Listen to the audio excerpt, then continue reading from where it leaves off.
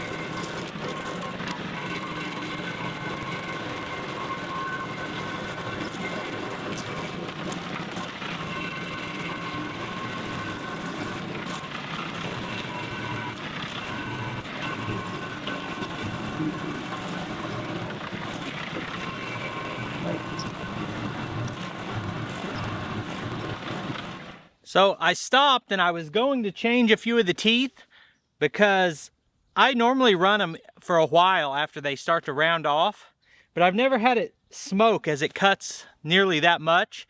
So I thought that's clearly telling me I need new teeth on there. But two things. Number one, you need a boxed in 15/16 wrench, and my set that I have with me only goes to 7/8. And Brian only has sockets that size.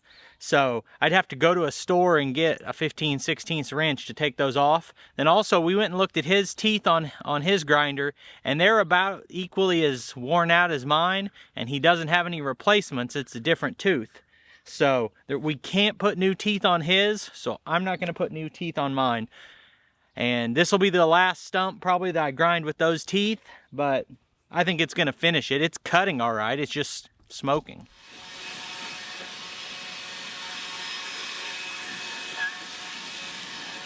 Okay, so the spot we've been grinding is a good 6 inches below grade. Got ground levels up here, taking at least 4 to 6 inches below grade. And we've done about a third of the grind area. The next pass will bring us back here. Should just be 3 passes, and the swing angle on my grinder is wide enough to cover the entire root flare, which is a benefit of having this grinder. It's so long, it has a long swing area.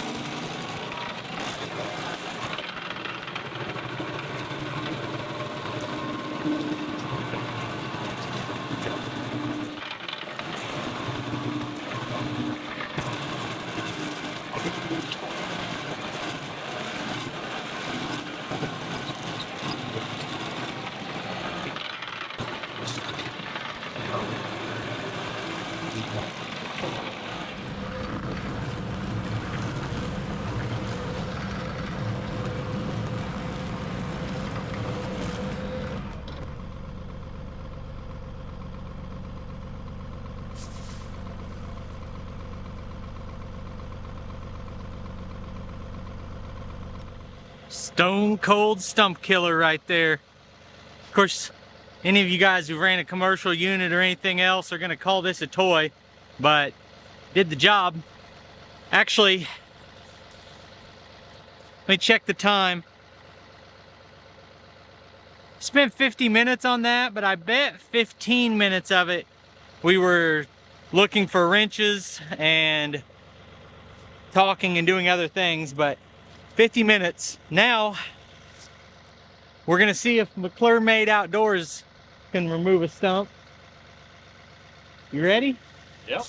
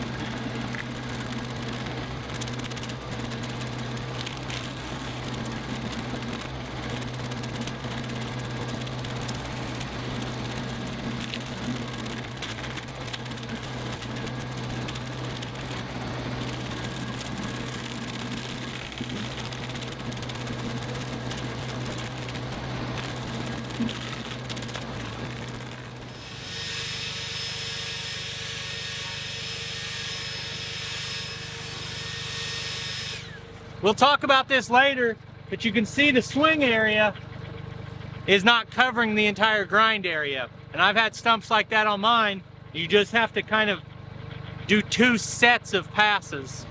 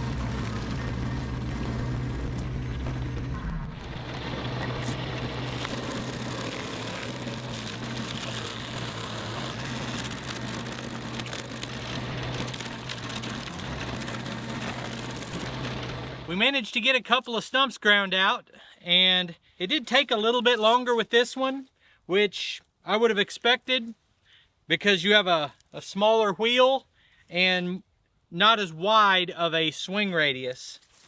But, you know, bigger is not always better, and it depends on what size tractor you have is one big factor. I think this is really well sized for this tractor. Yeah.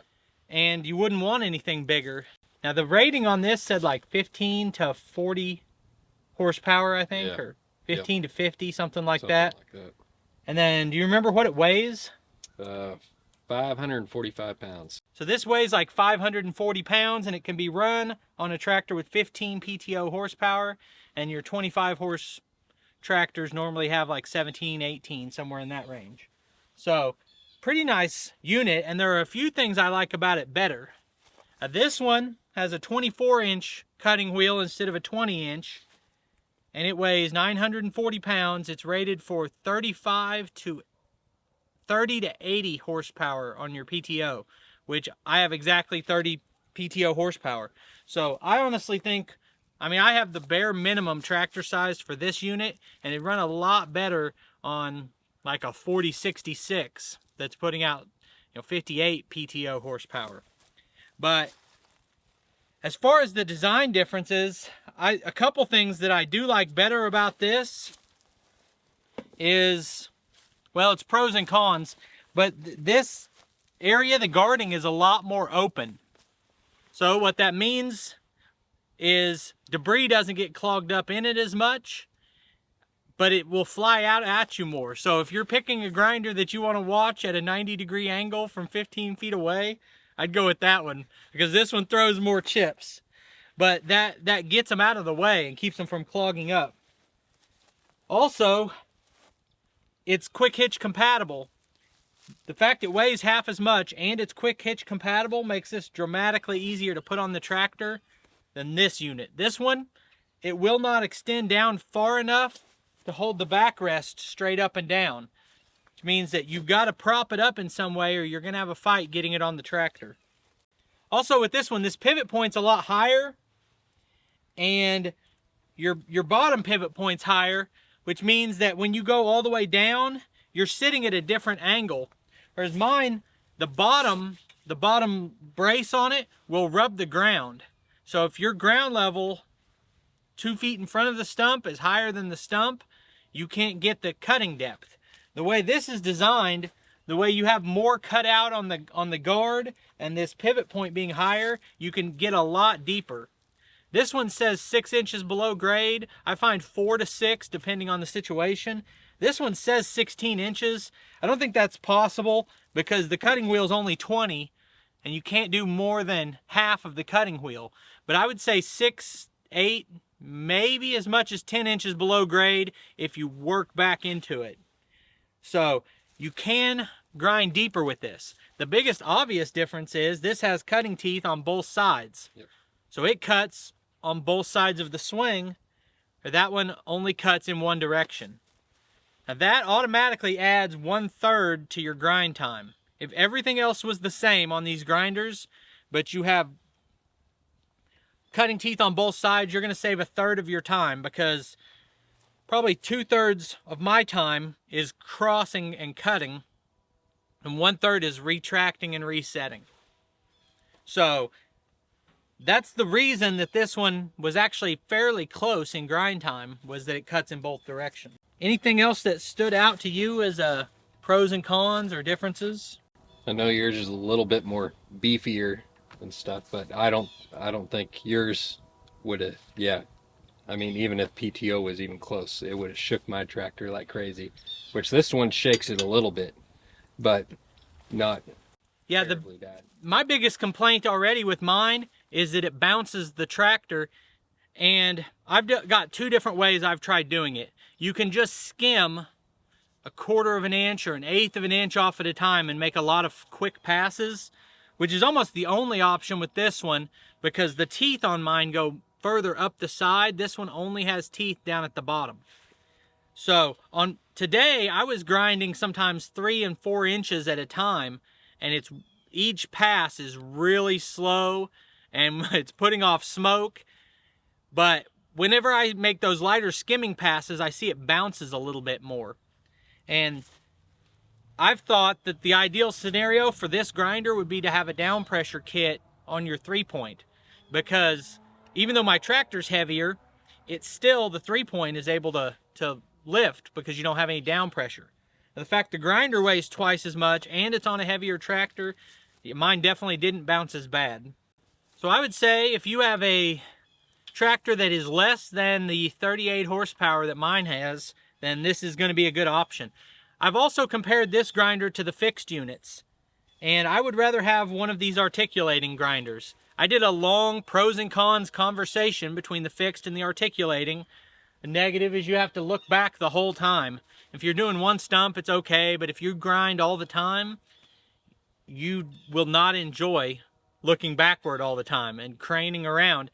The other thing is, if you're on uneven ground, that fixed grinder maintains the height as you drive across. On flat ground, that's fine. If you're on a hill, you don't always have access to choose your approach angle depending on what else is around, and it's really a lot harder on a hill because you have to be adjusting your height more.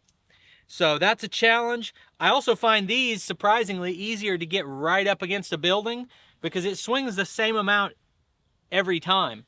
So if you lift your guard up and you get this where it's within an inch of a building, it'll continue to swing that same spot. And I ground a tree out that was, the root flare was going under the metal at the side of the building, and I ground 99% of it off with mine.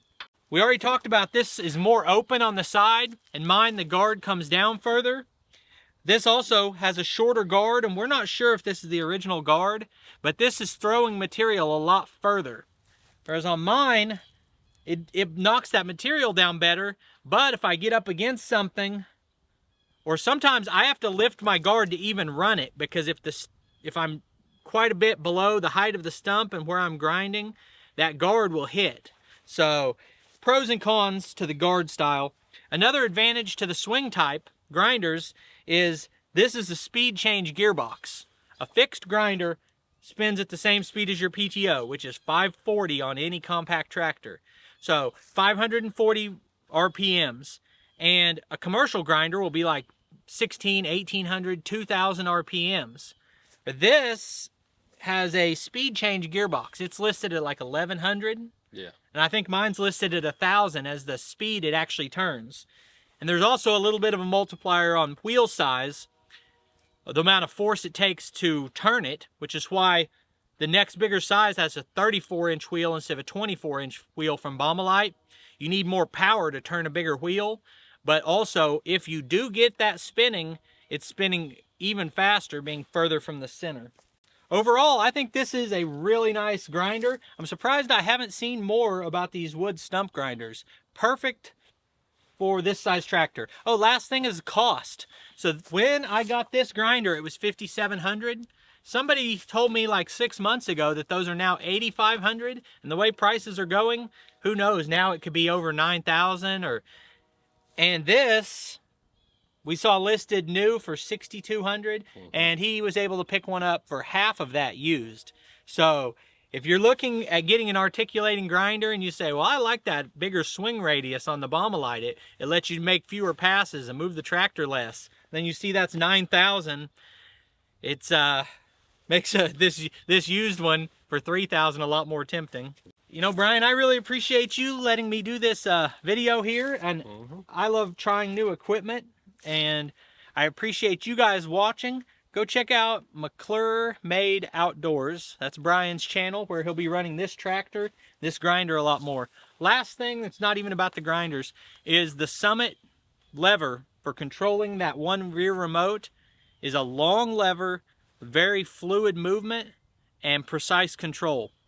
My shorter levers on the Deere go down to some linkages apparently that maybe even need adjusted, and there's a flow restriction on my hose, and all that combines to I'm having trouble getting a fluid movement. It's like just barely moving, and then I go just a little bit more and it's too fast and bogs the tractor down. So good job on Summit for their hydraulic control lever there. But appreciate you taking time to watch. Put links on the screen to a couple more of our videos, and I'll see you next time.